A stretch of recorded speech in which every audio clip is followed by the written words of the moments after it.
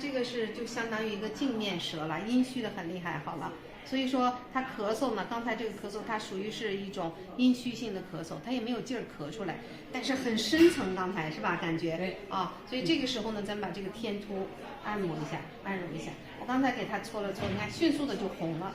这个天突啊，这是一个地方。第二个呢，就是在这个背部，背部呢，我还给他把这个大椎，把这个大椎呢也给他推一推。你看这个大椎，而且还有个小腹会包啊，这个地方推一推。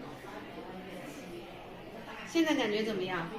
好多了，舒服多了。他后来的咳嗽呢，也跑到嗓子眼儿的这个感觉。但是有很多人呢，这个季节咳嗽的人是特别多，很舒服是吧？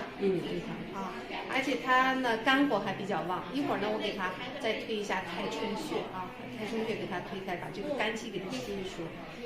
同时呢，还给你开一个木蝴蝶和蝉衣。各3克，你回去的时候抓一点泡水喝。好，你现在坐下，咱把太冲推一下。这个太冲穴呢，你看平时的时候一般，女同志的这个脸上吧，一般有斑的，还有呢斑斑点点的，基本上都和肝有关系，肝气不舒服。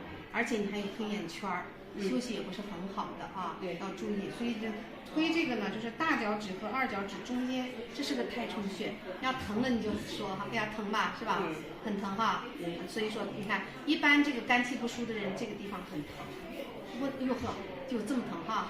是你每天晚上泡脚的时候，自己可以向心性的推。你看我推给你的这个方向，你不要往外推，你就这样推，自己回去能做到，是吧？啊，我先帮你强刺激一下，这样子呢能够缓解一下你这个，把这个肝火泄一泄哈。不头晕吧？不头，就是疼哈。好，这就是太冲穴。好，你自己坚持，就是隔一天泡1次脚哈。祝你早日康复啊！好嘞，谢谢，好嘞。